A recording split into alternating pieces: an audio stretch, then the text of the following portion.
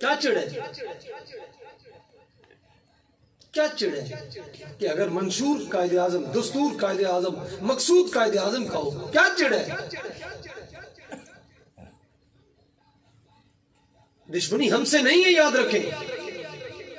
دشمنی نوجوانوں سے نہیں ہے، اس کی ڈائریکٹ میرے نبی کے دین سے دشمنی ہے اس کی۔ وہ جو بتائے نا 72 سال ہو گئے، ابھی پچھلے دنوں جو پارلیمنٹ میں قانون پاس ہوا، ایسی پاک سرزمین پر ایسا قانون کہ 18 سال سے کم غیر مسلم اگر چاہتا میں مسلمان ہوں تو مسلمان نہیں ہو سکتا۔ ہماری کسی سے کوئی دشمنی نہیں اور ضرورت بھی نہیں، ہم ایک ہی دھرتی پر رہنے والے، ایک ہی علاقے میں رہنے والے، ایک ہی زبان، ایک ہی اسلام، ایک ہی قرآن، ایک ہی رب، ایک ہی نبی۔ پھر کسی بدبخت حکمران کی خاطر یا چند ٹکوں کی خاطر دین سے دشمنی رکھیں، یاد رکھیں اس کی دنیا بھی کالی ہے، قبر بھی کالی اور حشر بھی کالا ہے۔ میری ذات سے دشمنی ہو، بات سمجھ میں آتی، دین سے دشمنی ہو، مرے گا جنازہ اسی دین میں پڑھایا جانا ہے، مرے گا تو اسی دین کے مطابق اس کی قبر بننی ہے، مرے گا تو اسی دین کے مطابق اس کے لیے ہاتھ اٹھے گا۔ بدبختہ دین سے دشمنی، جس دین نے ساری زندگی اپنی مرضی پہ چلتا ہے، داڑھی اپنی مرضی، نماز اپنی مرضی، کھانا اپنی مرضی، حلال کھائے حرام کھائے، ساری زندگی اپنی مرضی، لیکن رب کا کرم دیکھیے، مسلمانوں کے گھر میں پیدا ہوا، جنازہ اٹھتا ہے، حافظ بھی نیچے ہے، قاری بھی نیچے ہے، سجد بھی، لیکن اس کی چارپائی اوپر جا رہی ہے۔ ابھی حج کرنے بھی جائے تو اس کی پالکی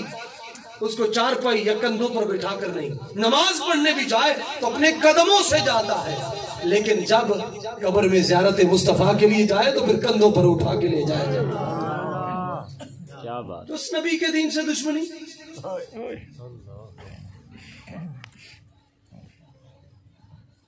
یہی دشمنی ہمیں بتایا ہم نے کیا کیا، کسی کی بہن بیٹی کو چھیڑا ہے، کسی کو مارا ہے، کسی کا گریبان نوچا ہے، یا کسی کو گالی نکالی، سب نظام صحیح چل رہا تھا، ٹھیک ہے، دنیا داری چل رہی تھی، ٹھیک ہے، ظلم ہو رہے تھے مسلمانوں کے، ان کے حقوق غصب ہو رہے تھے، لیکن کبھی کسی نے زبان درازی نہیں کی تھی۔ جیسے ہی میری آقا کی ناموس پر حملہ کیا بدبخت گورنر پنجاب نے، اس شیطان تاثیر نے، پھر مسلمان عمل میں کمزور ہو سکتا ہے لیکن غیرت میں نہیں، ہو مسلمان، یاد رکھے کوئی اپنے آپ کو ٹھیکیدار بھی نہ سمجھے، مالک چاہے تو منگولے سب کو غیر مسلم بنا رہے ہوں، رنگ ڈال رہے ہوں، اس کو بھی کافر بنا دے، اس کو بھی، اطمینان ہو جائے ان کے صدر کو اب کوئی مسلمان باقی نہیں، تو رب اگر اس وقت بھی خدمت لے تو کتے سے بھی لے لیتا ہے۔ کیا بات، کیا بات، کیا بات ہے۔ یہ کوٹھی الاسی تے والدین دا کم، اندے کو تا پراڈو کہنی، اندے کو تا فلیکسا جو کہ پیسے کہنی، اندے کو تا جناب جی وہ فلیکسوں والے اور تھے، ایڈورٹائزمنٹ والے اور تھے، وہ کوٹھیوں والے اور تھے، گاڑیوں والے اور تھے، وہ گٹر والے اور تھے، سڑک والے اور تھے، نالی والے اور تھے۔ یہ نہ سڑک والا ہے، نہ گٹر والا ہے، نہ نالی والا، یہ تو ہے تو صرف مدینے کے والی والا ہے۔ اگر کوئی غلط بات ہو، ایمان سے میں عرض کر رہا ہوں، وہی مجمع میں کھڑا ہو کے اپنی تسلی کر سکتا ہے، بالکل، کیونکہ محفل حضور کی ہے۔ کیا بات ہے۔ اور ایسی محفل میں اگر دل کا مرض لے کے جائے،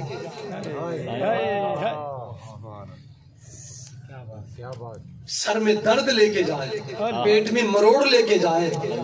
بات نہیں بنتی ہے، کیونکہ حضور کی محفل سے تو دلوں کو شفا ملتی ہے،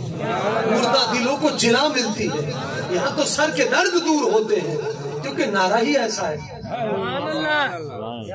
کیا بات، جو میرے علی نے بھی لگایا، کیا بات، جو میری امی حضرت خدیجہ نے بھی لگایا، کیا بات ہے۔ یہ وہ نعرہ ہے جو جانور محمد یافور جس کا حضور نے نام رکھا تھا، گدھا مبارک حضور کا، جن کی 7 بلکہ 70 پشتوں پر نبی سوار ہوئے، جب انہوں نے فرمایا یافور، لبیک یا رسول اللہ، جانور کہہ رہا ہے، بلکہ یہ وہ نعرہ ہے اگر دنیا فانی سے بچی رخصت بھی ہو جائے، ماں آ کر عرض کرے حضور سرکار اس کا نام لے کر فرمائے، وہ بھی لبیک یا رسول اللہ، اب جان چلی گئی تھی لیکن حضور نے بلایا ہے تو پھر لبیک کیسے نہیں کہنا ہے؟ کیا بات ہے، اس نعرے سے چڑھے وہ خدا کے بندے، وہ ظالم اس نعرے سے چڑھے، اتنا ظلم اپنی جان پہ، وہ خدا کے بندے یا رسول اللہ، وہ حضور ہیں، اتنا ظلم اپنی جان پہ، حضور کا نعرہ